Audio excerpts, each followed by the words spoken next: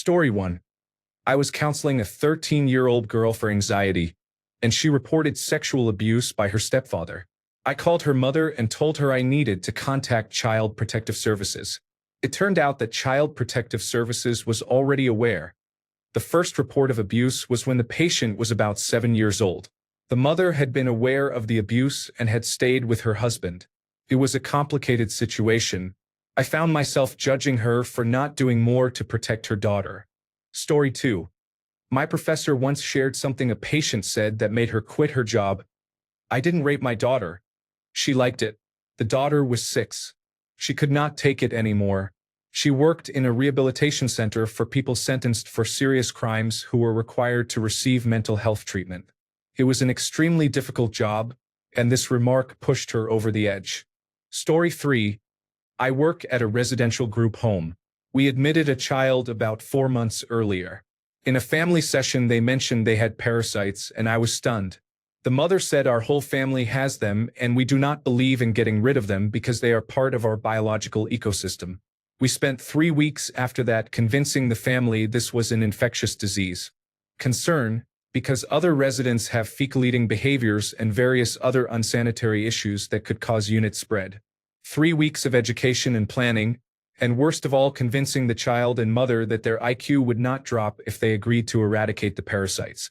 We did a lot of cognitive behavioral therapy work, but it took far longer than my team expected.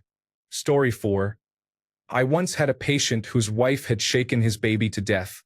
He wanted help reconnecting with his wife. At the time, I was a young father of a newborn. He triggered fear for my own child, deep loathing toward his wife, and a pity that was more judgmental than compassionate for the patient. I met his wife and worked with him for 3 sessions before handing the case to my supervisor, who knew about my initial reactions and tried to help me through them.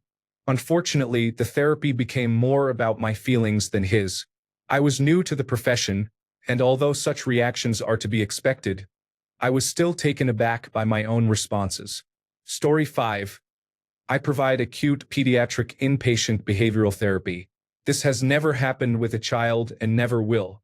Parents, on the other hand, can be real pieces of shit. The way they treat or abuse their children, then dump them on us and shout, "Fix them," is heartbreaking. I'm a big, burly man, and I've cried many nights over this. Story 6. I work with children who have experienced abuse or trauma. 90% of my clients have been sexually abused. I have had clients whose father forced them to help dismember their mother after he murdered her in front of them. I have had clients under the age of 8 who were sexually trafficked. I have had clients who were forced to film torture pornography. I have holy shit moments all the time, not from judging my clients but from what happened to them. Story 7. I was once in my psychiatrist's office for a bi-monthly 15-minute medication check. She asked me what was going on, more as conversation. I told her that in the last 6 weeks my 3 elders, an aunt and 2 uncles for whom I was the guardian and conservator, had died one after the other. My wife had a heart attack. My daughter attempted suicide. My mother broke her hip and lay on her floor for a week before being found. She drank and ate from the dog's bowls. I got that call within 10 minutes of setting up the last funeral. She stopped the meeting, called a therapist in the next office, and had that therapist postpone the next appointment to speak with me. I was so messed up I had no idea. I think she saved my life. Story 8. It is not often I get to talk about my profession, but here goes. I was working at a drug and alcohol rehabilitation center when a client came in who was a self-proclaimed drug lord. He explained how he got to that point. During the conversation, he admitted to selling his sister into sex slavery, forcibly injecting her with sedatives and narcotics, and having several people teach her a lesson. He did not explain what he meant by that. He told the story with a blank face, smiling only when he recalled what he called the good times, meaning the times when he had enough heroin to get through the day. I am not sure where he is now, but this man inspired me to work with victims of sex trafficking because they not only face the stigma of selling their bodies but also often struggle with drug addiction. Many would be floored if they realized how many victims were addicted to drugs they had been forcibly given. Story 9. Many comments claiming they never judge their clients probably come from people working in voluntary services or from those who have been fortunate in their client base. Judgment is not inherently bad. It is how we know that murder is wrong. When a convicted pedophile client told me, "Nothing gets me going like a pair of a little girl's worn panties," I judged him harshly. I continued to work with him and treated him with compassion and respect because he is a human being worthy of both. And I did my job because I am a professional. But I cannot honestly say that I did not judge him.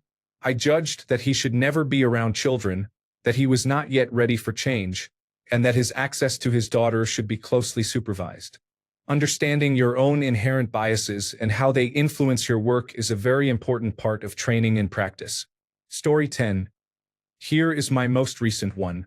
As the pandemic worsened here in the United States and more lockdowns were on their way, one of my most extroverted clients and I brainstormed ways to meet her social needs while remaining safe.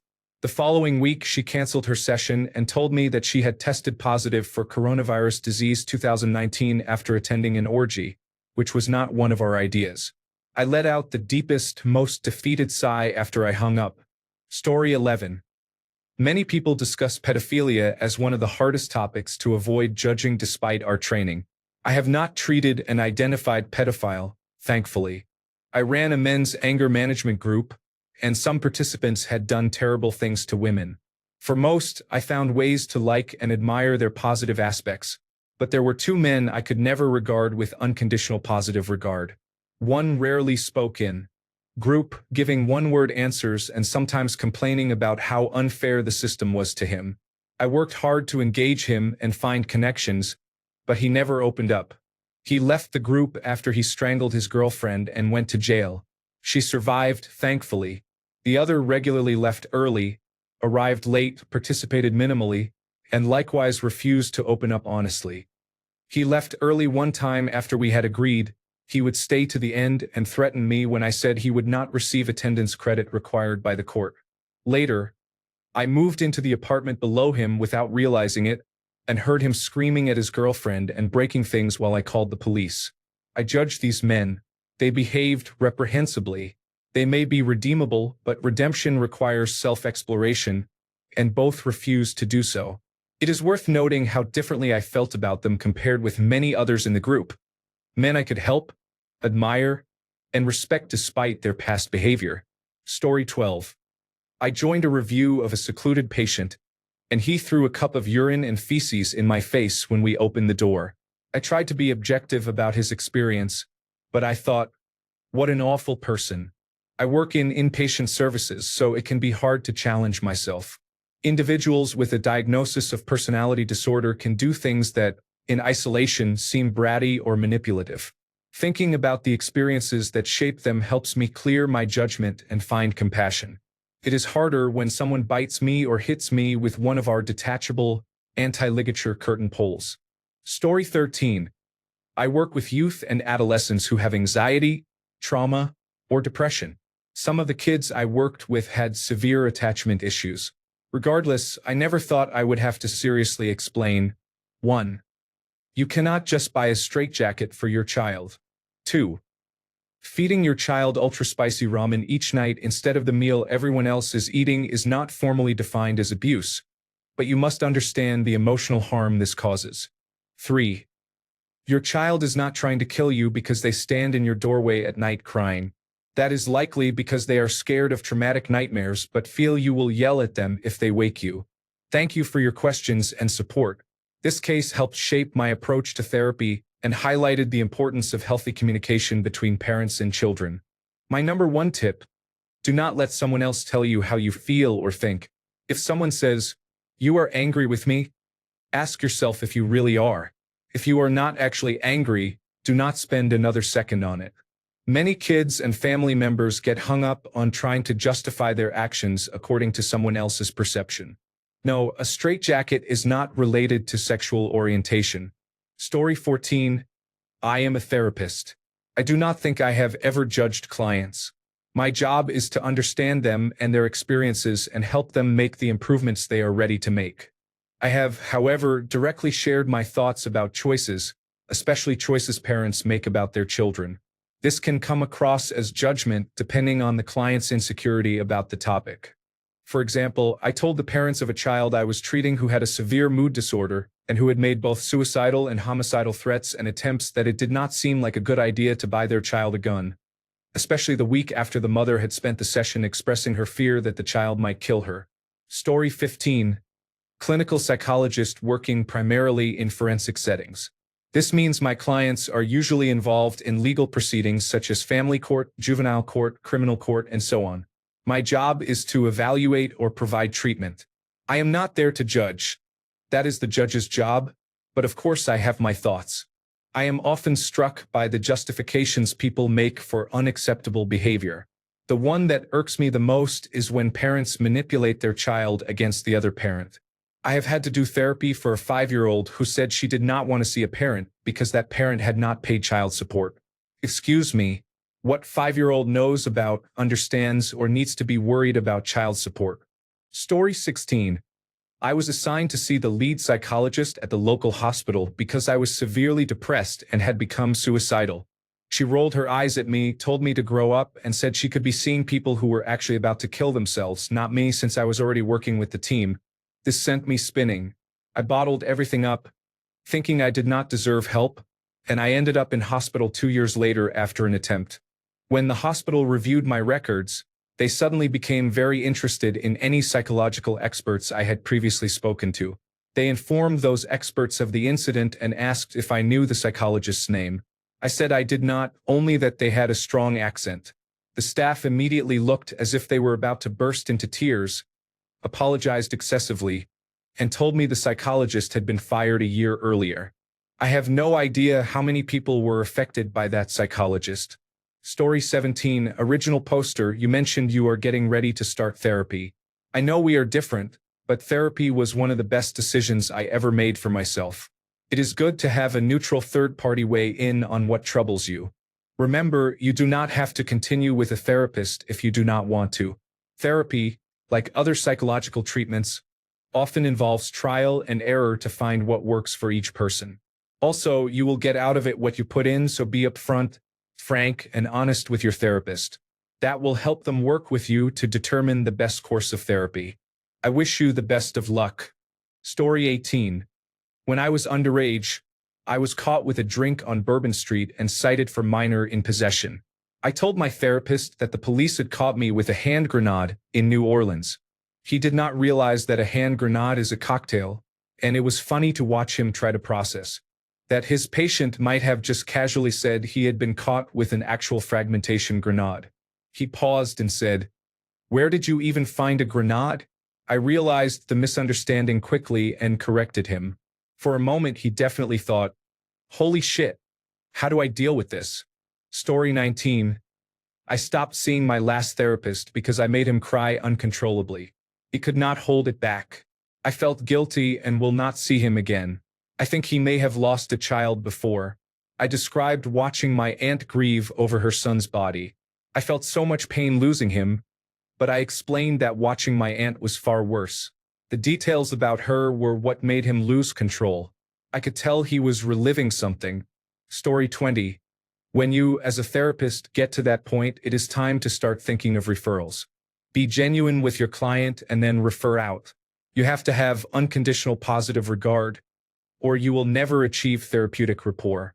One case that comes to mind is a frequent caller to the suicide hotline. He would call and refuse to provide his phone number or name. He would say you had 10 seconds to convince him not to kill himself over the phone, or he would kill himself and it would be your fault. Then he would count down from 10 to 1 while you were on the phone. At 1, he would hang up. I think the whole point was to make me feel bad or to prove some point. I do not know. I have insufficient information to make an assessment from that alone. But I have to admit that when I was trying to sleep on days he called, especially the first time, I thought, "Fucking asshole, better not be dead, fucker." Story 21. In this thread, I found too many goddamn responsible professionals. I came here to read the salacious stories of how some doctors went ham on patients and lost their certifications.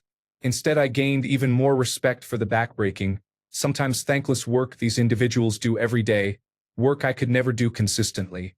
Responsible jerks. Story 22. When I was a teenager, I lived in a very emotionally and mentally abusive household. I know people often do not take that seriously, but it was so bad that I was later diagnosed with post-traumatic stress disorder by a psychiatrist. Anyway, my abusive parents and I had a verbal fight in the car. My stepfather stopped the car and told me, "Get out. We're leaving you on the highway." I was not scared because I knew I could call the police, say I had been abandoned, and they would be in trouble, so I said, "Sounds good," and got out. My mother then came out and started attacking me. I refused to get back in the car, so my stepfather dragged me by the hair, called me a bipolar bitch, and threw me back in. They made me see a therapist who was told I had jumped out of a moving car and then attacked my mother when she was trying to help. The therapist did not believe me and tried to get me to take medication for bipolar disorder. I knew I was not bipolar. I was being abused, and the anger and sadness I felt were normal. For my situation, she glared at me and said, "You are not nearly as smart as you think you are." After that, I refused to speak in our therapy sessions. I would go in, sit down, and she would make snarky remarks for a few minutes and then dismiss me. She was not trying to help me. She was trying to help my parents. I moved out when I was 18, went to college on my own with no financial help from my family, got a job, and left the country to be as far from them as possible. I am on antidepressants for my post-traumatic stress disorder, and fortunately the therapists I have had since my teenage years have been nothing like that horrible woman, but it still upsets me deeply to think about it. Story 23. I am not a licensed therapist, but a behavioral health technician, which means I have a psychology degree. I was trained in behavioral intervention techniques for children and helped coach parents to support children with behavior disorders. I rarely encountered a child with a clear mental illness in the same way I did when working with adults with serious mental illness.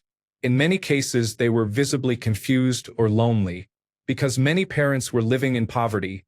Alleviating the burdens of poverty would likely have mitigated the most severe symptoms for many children. Advocating for affordable childcare and a livable minimum wage is mental health advocacy. I often found myself judging the parents rather than the children. Some parents would drop the children off and leave expecting me to fix their child. As a parent now, I understand some of it. Exhaustion and burnout are real. The best I could do in that situation was give the child an hour-long vision of what it looks like to live in a loving, structured environment. Those children were more likely to become subject to the system for the rest of their lives, in cycles of institutionalization, homelessness, or imprisonment. When a concerned parent showed up and asked how to help their child, I felt joy because the child had someone who loved them and was fighting for them. Story 24. I work in mental health and have worked in acute and crisis settings for the majority of my career. The most notable event I experienced was when a young person presented with significant ongoing suicidal ideation and was dealing with a lot of difficulties. I spent a lot of time with them, mostly de-escalation, and working out the plan moving forward. One of their parents came in a little while later, and I had the opportunity to speak to them about where their child was and what had been going on, with their consent, of course. Midway through my explanation of some psychological concepts and ways the parent could help, they said, "Is this going to take much longer? I have a show to go and watch." All I can say is I never judge my patients. I have never walked their path or viewed the world through their eyes. But I do judge the people around them who perpetuate the suffering of the people I work with through ignorance, malice, and selfishness. I have tried to reply to as many comments as I could. I have even enjoyed what I would assume was trolling and people talking about others' experiences, because it has given me a chance to reflect on some of my own issues. But I must go to bed. I would like to ask one thing of anyone who reads this. Remember that you can help, even just by asking how someone is or by wishing them well. Help people who you think may be struggling, and even people who do not appear to be. This year has been hard on us all, and I appreciate those who have said that people working in care services have difficult jobs. We have all struggled this year. Please be as kind as you can to each other. I hope we can all look forward to a good December and an even better New Year. My use of the word judge needs clarification. I do judge in some ways. It is hard not to with what I see, who I work with, and the situations they experience or have experienced. What I mean by not judging is that I do not allow my judgments to distort what I am seeing or how I am working. That approach is normally to the benefit of the patient and those around them, trying to help them achieve their goals and meet their needs. I did not think this post would get as big as it has, and I cannot respond to every comment individually. I am sure the post will receive less attention moving forward, but I want to clarify some things. This parent, about whom many people have made multiple assumptions, was not trying to redirect, deflect, or remove themselves from the situation by stating they had a show to watch. The show was not necessarily a television program. Remember, I wrote the above in the context of a situation that lasted around 5 to 6 hours for me, but took you a few minutes to read. With everything that is going on right now, I wanted to let people know that those working in mental health have heard a lot. We do not judge you for how or what you are feeling, and we want to work with you to help you. I simply wanted to help in some way, with a comment on the internet that I wrote in one go about an experience I have had. I know the response has been overwhelmingly positive, but I did not mean to cause offense or upset anyone or to claim that I am some sort of unachievable goal of non-judgment. Anyway, I am going to try to forget about this now. Story 25. Therapist here. To piggyback on what others have said, it is highly unlikely that I judge my clients. It happens sometimes, but I am able to shut down those thoughts quickly and return to being present for the people I see. People are so incredibly complex that my judgment would not have any meaning, and it does not have a place in our work together. I will admit, though, something that does make me feel a little salty is when a client's parent attempts to sabotage the therapeutic relationship I have with their child, or pulls them out of therapy entirely when some of the things we talk about challenge potentially unhealthy family dynamics. I do not feel anger toward the parents. Mostly I feel bad for the child. Update. I am incredibly humbled by all of you who have shared your stories. Even though these moments are steeped in pain, what strikes me is the incredible amount of strength present despite the upbringing and parents many of you have had. Story 26. Patient perspective. I had been seeing a therapist for a few months to help with chronic depression and self-harm, with some intense suicidal ideation. I had tried Suprax in the past, did not like the side effects and stopped, but I was ready to try something new to supplement therapy. Everyone around me called Wellbutrin a miracle and lifesaver, so I figured I would give it a shot. Since my therapist could not prescribe medication, I made an appointment with a psychiatrist. At my first appointment, I explained what was going on, what I was doing to work on it, and what I hoped to get from seeing him. I do a good job holding myself together in public. I dress myself, I hold down jobs. At that time, I lived on my own, and now I live with my partner. Overall, I have a well-polished mask. It was too good, because early in our session he looked at me and said he did not think I was depressed. This was the first time we had met. I had been there 20 minutes, and he was ready to reverse my diagnosis. Cool. Story 27.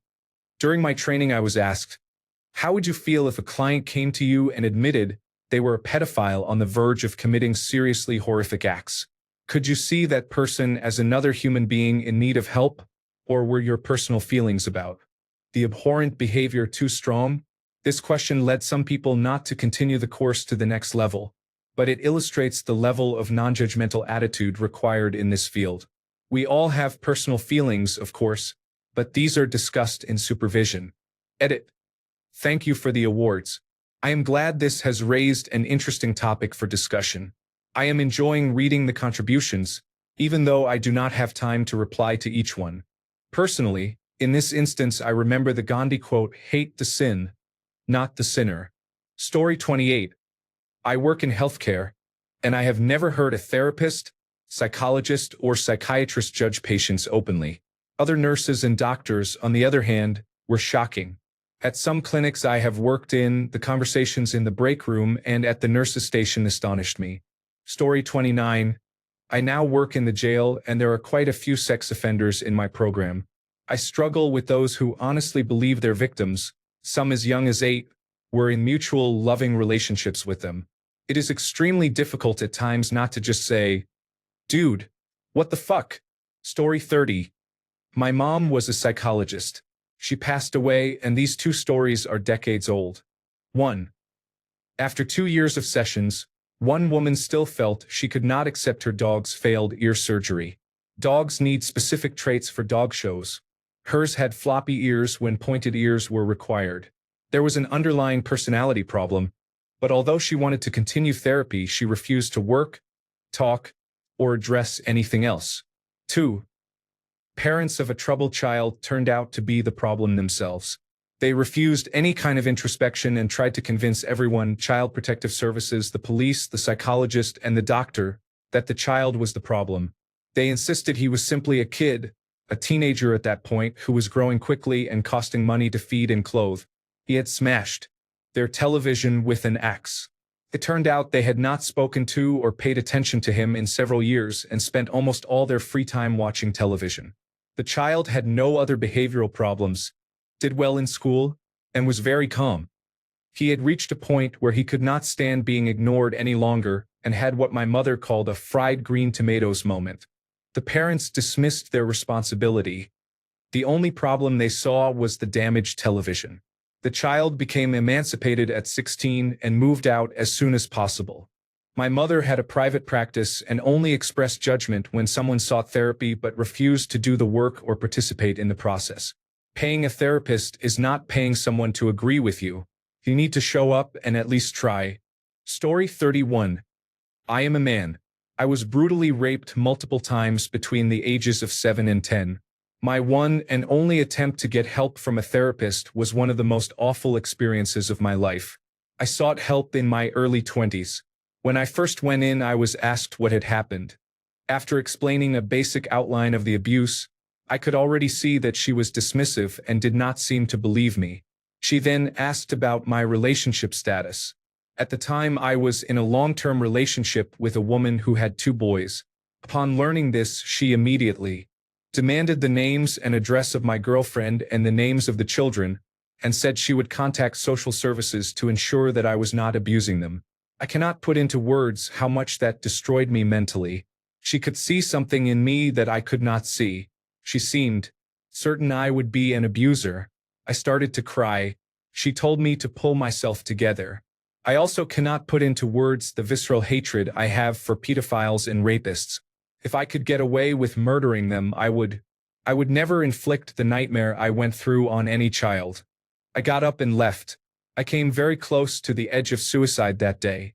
I immediately ended the relationship because I could not deal with the thought that the children might be at risk because of me. It is now 21 years later and I am tearing up typing this. Because of that experience, I have never sought therapy again. I survive mentally, but it is not good survival.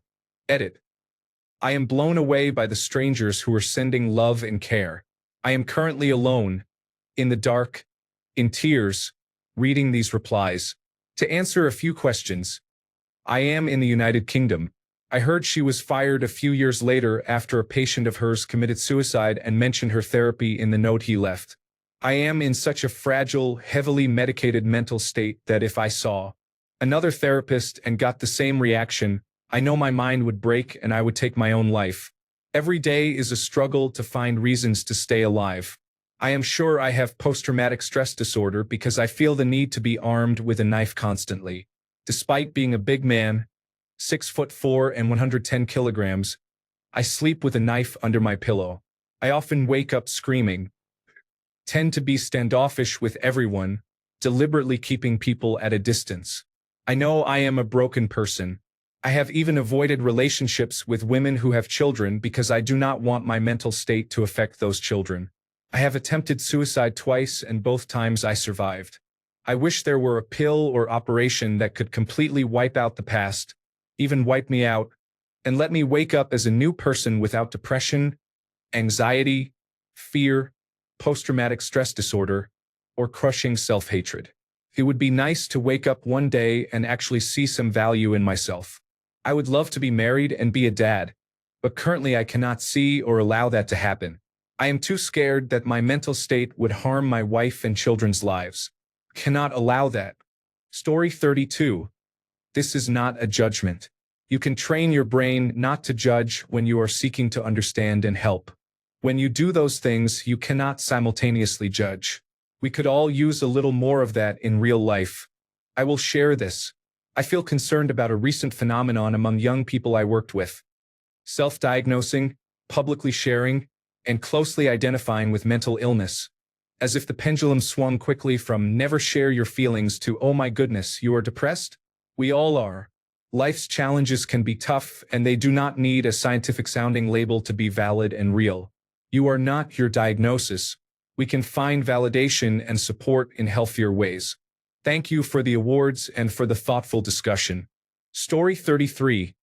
I am not a therapist, but a patient. My fiancé and I went in to see if we could figure out how to make things work after he hit me. After our history came out and I divulged his infidelity, the therapist basically said there was no hope and told me to get help for myself so I could find the courage to leave and end the relationship. I was angry at the time, but both therapists knew there was no point because he was as screwed up as it gets. Story 34. Two contexts come to mind. I often work with people in abusive relationships, and it is incredibly common for people to return to their abusive partners after leaving. Some studies show the average number of times someone goes back before leaving for good is 7. I understand why people go back. It is often a combination of manipulation, financial control, gaslighting, love, low self-esteem, fear, and so on. It is hard to watch and remain neutral. I can say I am worried about their safety, but I cannot shout, "Stop going back. What is it going to take?" Even though I want to. The other situation is not really judging the person. It is more judging obsessive-compulsive disorder. The many strange ways it can appear are surprising. I would never judge a person for having intrusive thoughts or performing compulsions that are linked to those obsessions, but I do judge the disorder and constantly marvel at how creative and odd the human brain can be. Story 35. Okay, real therapist here. Some of my clients are shockingly bad at giving themselves credit. They might earn a nearly straight A grade point average in a brutal major while battling depression, overcome years of phobia and get behind the wheel again, write an entire novel, raise a child as a single parent on a low income, build new relationships after being hurt, or manage obsessive-compulsive disorder well enough to hold down a job. They talk about themselves as if everyone else is better than they are, as if their accomplishments are worthless. I know this is often due to depression, anxiety, or another condition, but I am frequently stunned by how differently I see them compared with how they see themselves. Story 36. I just want to show up when some low-effort text-to-speech channel covers this. Story 37. I've spent my fair share of time in the ward, but I'm no therapist.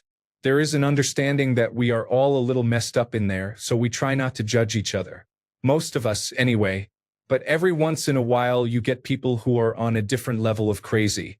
I was on the ward for a suicide attempt. It wasn't exactly a secret. You can usually tell within the first few minutes who is there because they have reached the end of their rope and who is there because it is better than jail. Then there are those who are there because there is no safer place for them, and you are lucky to see them because they spend most of their time isolated and medicated. I was lucky enough to meet one of them right before he was medicated and isolated. He was such a nice guy that I assumed he was an attempter, like me. You tend to find a lot of the best qualities in people after they have tried to end their life. With this gentleman, that was very much the case. I saw the best in him. "Can I take your plate for you?" I had to tell him no. You are not supposed to be anything except self-sufficient on the ward. "Can I do your laundry for you? Can I wash these dishes before we send them back to the cafeteria?" A lot of this was going on, and after 3 days it became apparent that his usual medication had worn off and he was getting snippy. My first experience with extreme bipolar disorder went a little like this. "May I sit next to you? I'm a little tense and would love a conversation to get my mind off it." "Sure thing. I'm gonna finish this pudding and put a show on. What would you like to watch?" "Oh, nothing." "Hey, have you ever tried to hurt yourself?" "Yes, I have. That's why I'm in here." "Why didn't it work?" "Well, I stopped myself and drove here after I caught a glimpse of what it would do to my dad if he found me." "I see. Well, they won't let me have anything in my room, but watch this." He handed me the end of a long strand of toilet paper. "You hold that end and just watch." As I held it, I had the idea that he was trying to hurt himself. I was curious to see what he was doing, but also paranoid that he had given up on hurting himself and was now targeting someone else. As I watched him twist the toilet paper and fold it in on itself, I recognized the start of a noose, and it dawned on me that he was trying to teach me how to hang myself. I still think about that man. I wonder what he is like when he is regular. All I ever saw was an overly exuberant, bubbly personality tailored to make people think he was not as unstable as he really was. He hurt a couple of nurses that night, and the day after he created the noose, he was isolated to his room for the remainder of my stay. Story 38. Can I answer from the other side? I had something close to a mental breakdown after a painful breakup and started seeing a therapist. It was going reasonably well. At one point, I had a revelation about my own responsibility and about the problems in how I interact with women, which led to a relationship that was never healthy from the get-go. Halfway through explaining this, the therapist said, "Oh, women are weird." I never went back. Fuck that guy. Story 39. I am a doctor, not a therapist. I had a patient apologize for crying during a consultation, saying he knew he should not be sad because he had so many great things going for him. 3 months earlier, he had to move back to his parents after an unexpected breakup. He returned to the environment that had contributed to his diagnosis, to the same house where his sister had been living. She died 1 month after his return of the same diagnosis he had. Because she died during a pandemic, he could not visit her in hospital before she died and had difficulty organizing her funeral. In addition, he felt financially responsible for both parents because they had lost their benefits and could not appeal. Their mental health was so poor that the idea of fighting that decision made them suicidal. I want to hug many of my patients. This one made my heart ache. Story 40. I currently have a young female client who is struggling with homelessness, a history of trauma, and sexual abuse. She is not handling these issues well, which is understandable. Her grandmother, who is her only support, repeatedly kicks the 10-year-old out of the house for acting out, making her homeless at 10, and told me she cannot understand why the client will not just act right. This is unacceptable. Story 41.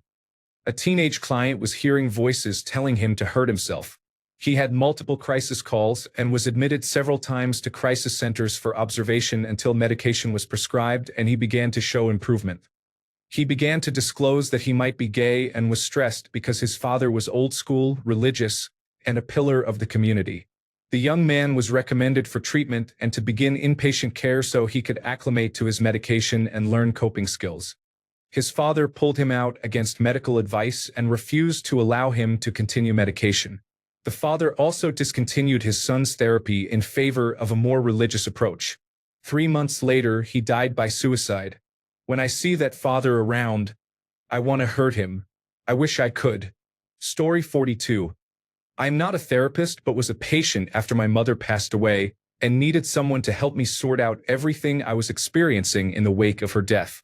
We were discussing major trauma. I had been abandoned by both parents and severely neglected and abused by caregivers.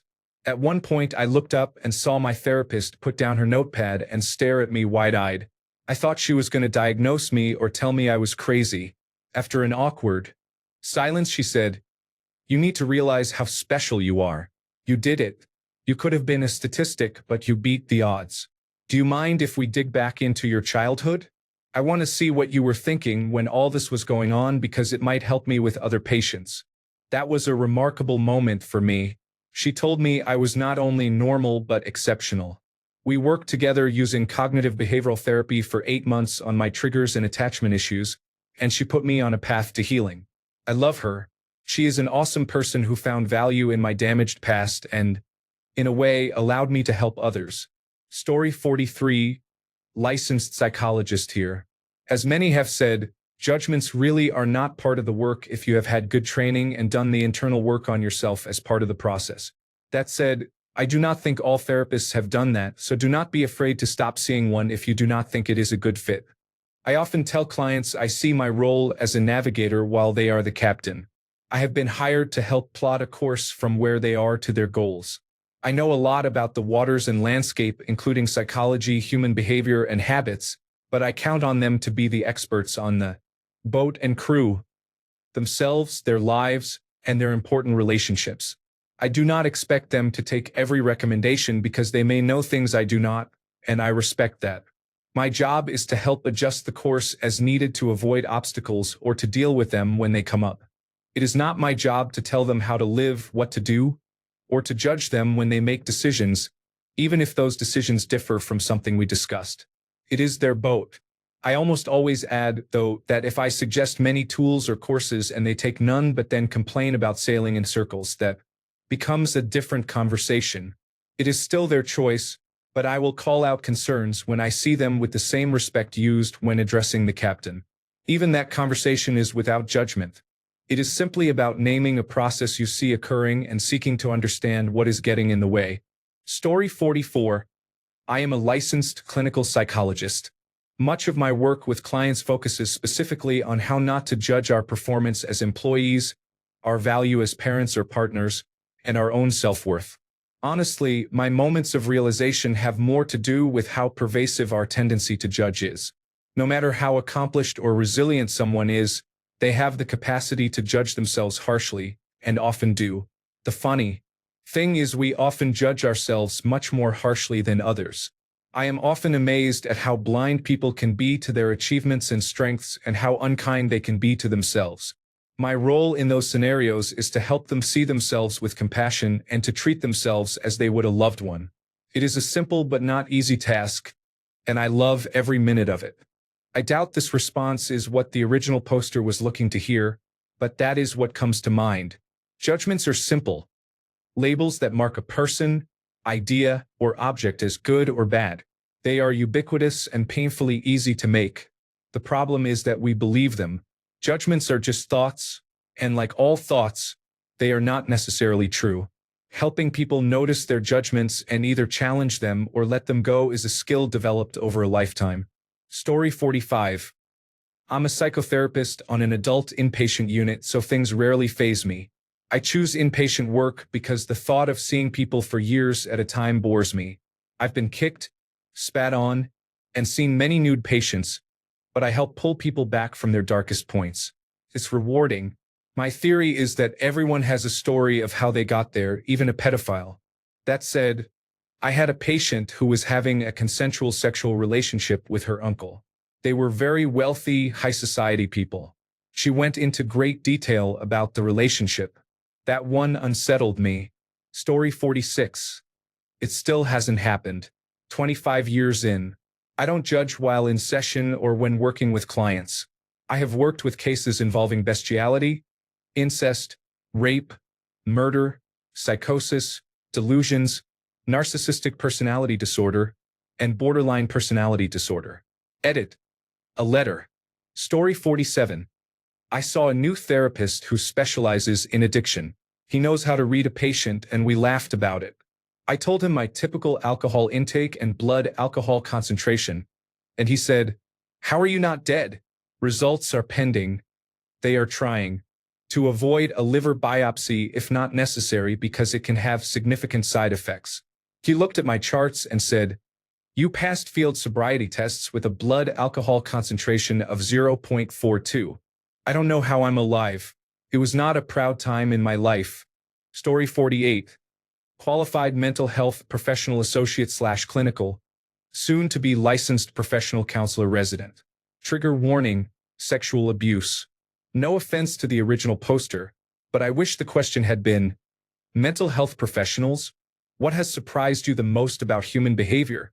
Most mental health professionals do not judge clients for what they say, but we do have shocking moments. My shocking moment was realizing how prevalent childhood sexual abuse is, and that it is most often perpetrated by an immediate family member, for example, a parent, sibling, aunt or uncle or grandparent.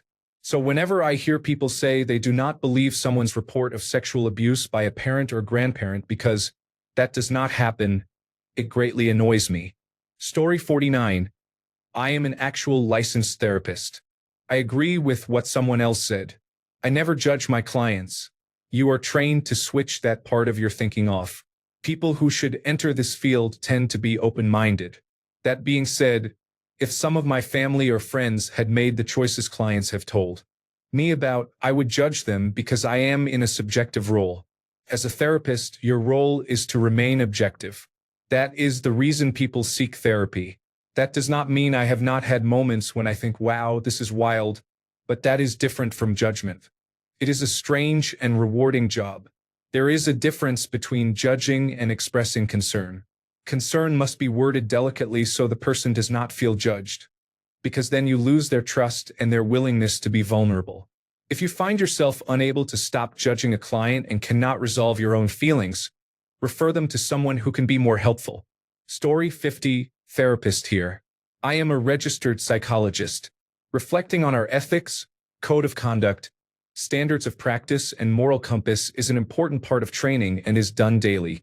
During my oral ethics exam, you cannot answer, "I would never judge anyone. I accept every person." That is not an acceptable answer because we are human and have feelings and reactions. My answer was that I would struggle to work with someone who willingly tortures and kills animals for pleasure. I told my panel of 3 that it would be difficult, due to my own biases, not to pass judgment on an animal abuser. This was the correct response, as examiners expect psychologists to identify populations with whom they may struggle to provide competent services. Story 51. I am a clinical psychologist with more than 20 years of experience. Humans make judgments. The only choice is whether you deny this, how you manage it, or whether you consciously express it. That said, it is surprisingly easy to respect anyone who chooses to reveal themselves and to seek change. Thanks a bunch for sticking around till the end of the video.